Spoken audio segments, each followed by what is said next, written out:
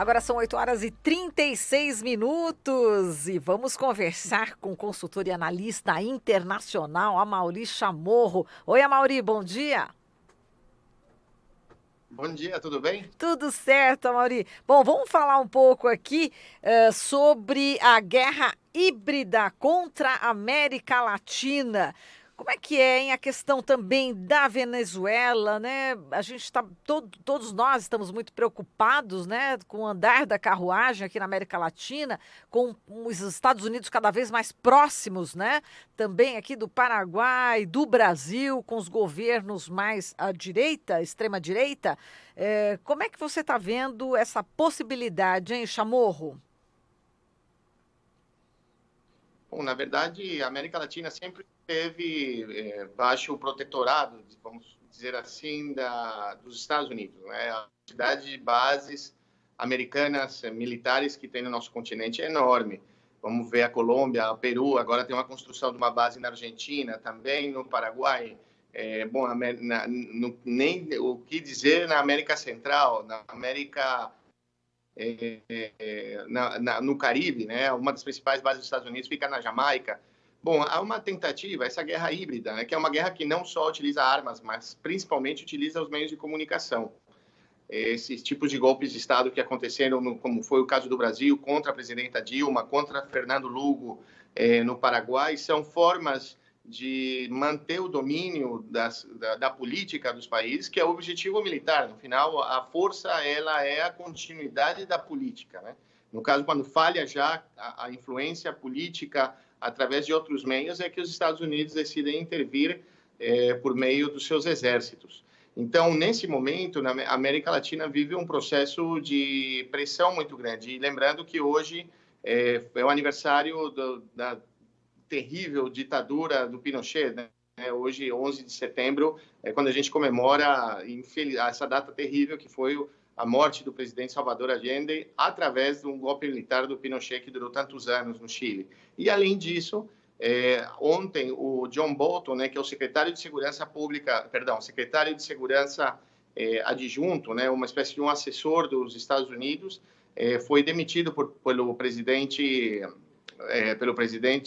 Donald Trump por discordar, de certa forma, alguns processos onde o Bolton pedia intervenção e o Donald Trump havia decidido trabalhar muito mais no âmbito das relações internacionais, tentando chegar em acordos, tanto com a Coreia do Norte, inclusive tentando chamar os talibãs, né, para sentar e negociar uma saída diplomática para o conflito no Afeganistão.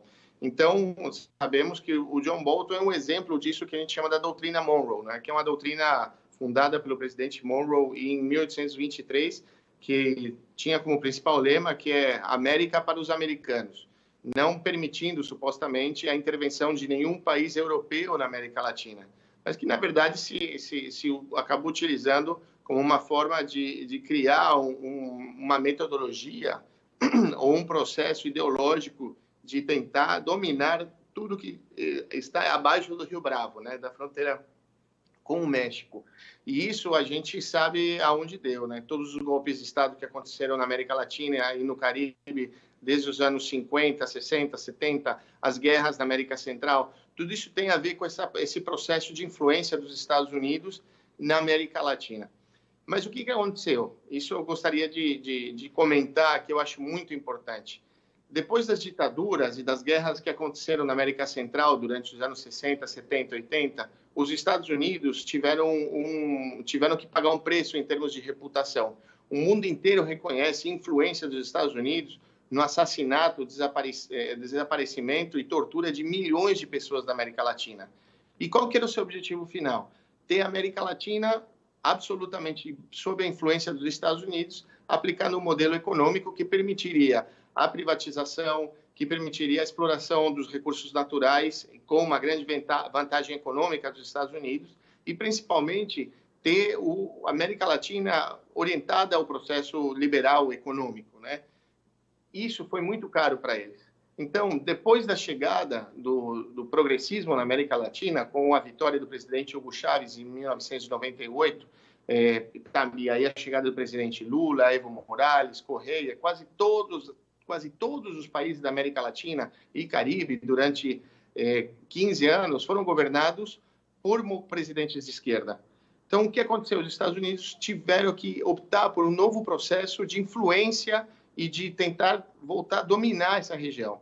Mas voltar às ditaduras, apesar de golpes de Estado, como o caso do Lugo, da presidente Dilma, e também da tentativa de golpe de Estado do Equador em 2010 e 2002, na Venezuela, também o golpe de Estado que houve contra o presidente Zelaya em Honduras, os Estados Unidos decidiram modificar a forma de derrubar presidentes de esquerda e impedir presidentes de esquerda de continuar o seu governo, que é o caso da implementação do lawfare. O que é? É a utilização da justiça da América Latina, né, do Poder Judicial, com, obviamente, a conivência dos ministérios públicos e, principalmente, sustentado pelas grandes empresas de comunicação, para, primeiro, impedir que a esquerda possa participar de eleições e, segundo, no caso que ela possa participar, influenciar de tal maneira que a esquerda comece a perder as eleições.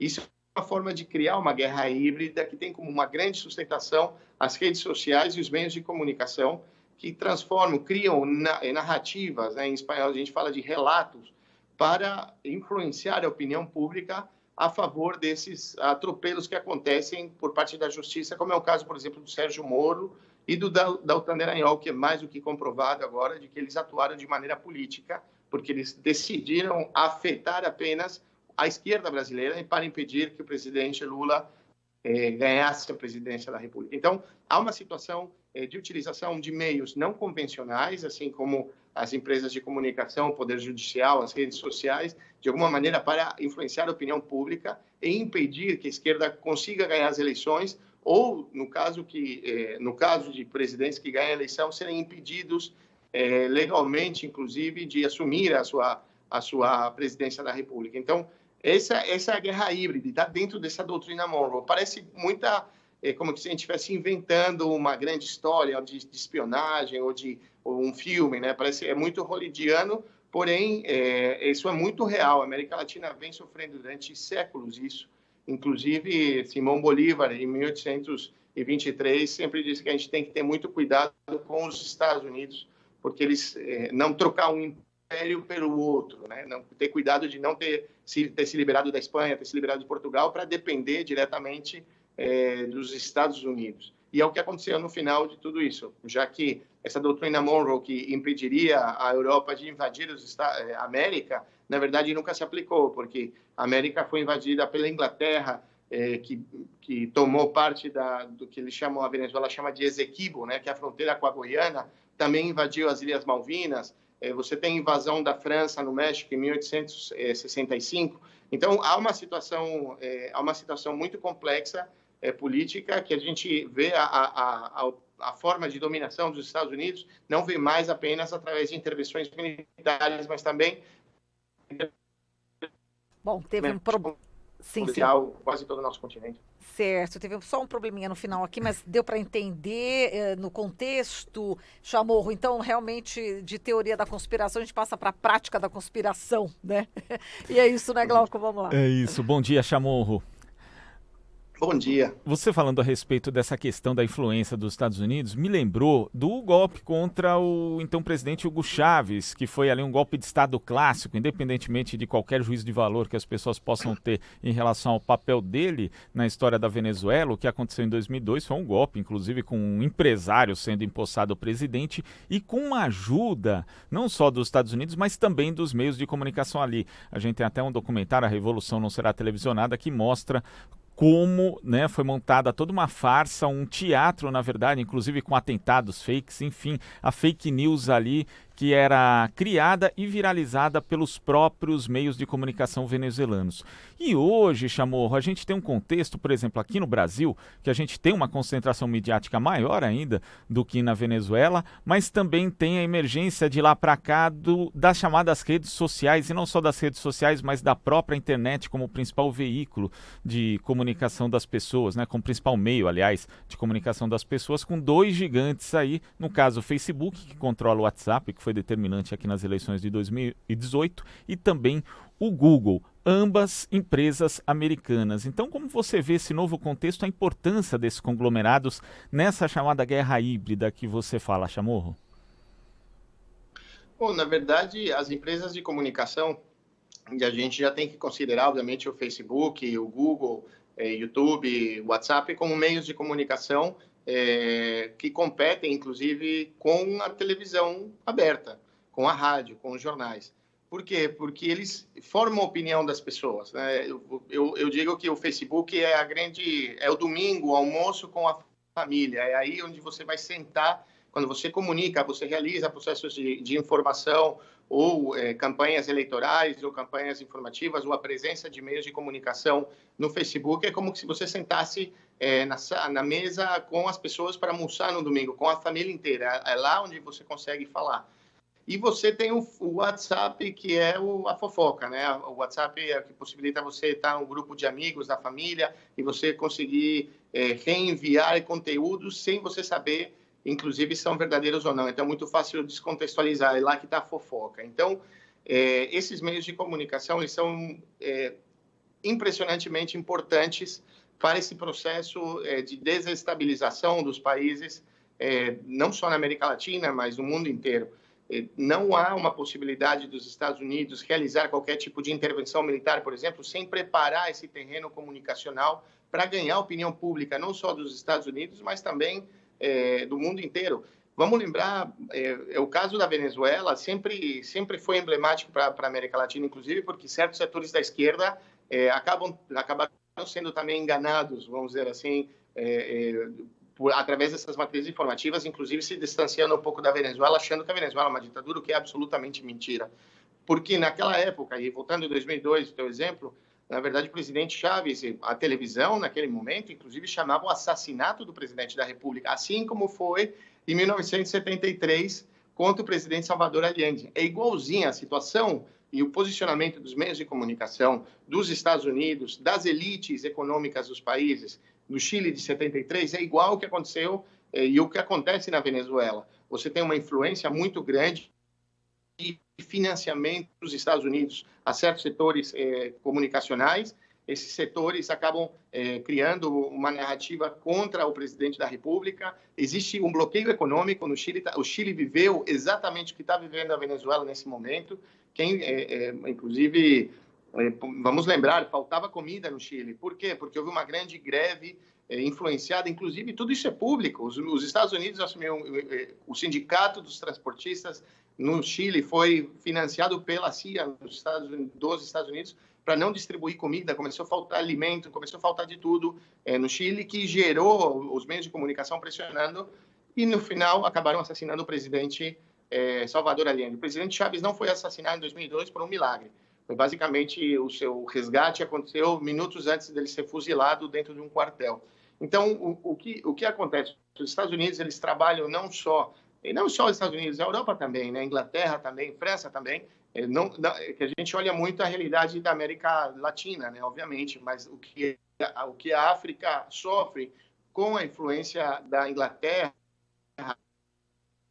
novamente, da França, é muito parecido com o que acontece com o Brasil e na América Latina sendo pressionado pelos Estados Unidos. Então, há uma influência grande de controle quase que absoluto desses grandes monopólios empresariais de comunicação para pressionar a opinião pública a favorecer qualquer tipo de intervenção num governo que seja de esquerda, num governo que trabalhe, por exemplo, para que os royalties do petróleo ou dos recursos naturais fiquem no país para desenvolver economicamente o país. Por quê? Porque isso custa aos Estados Unidos, isso é mais caro, eles deixam de ganhar dinheiro com isso.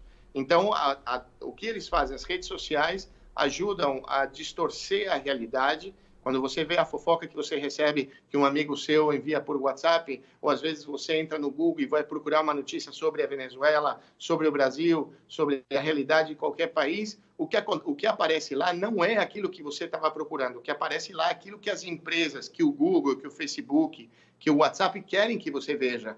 Isso tem que estar muito claro. Essa é a diferença um pouco dos meios de comunicação, que pelo menos você vê a cara de jornalista e o jornalista assume a responsabilidade do que ele está falando, de certa forma. Apesar que a gente sabe que a grande maioria das empresas de comunicação mentem e descontextualizam a informação. Mas no Facebook, nas redes sociais, no Google, você não vê a cara de quem está manipulando aquela informação.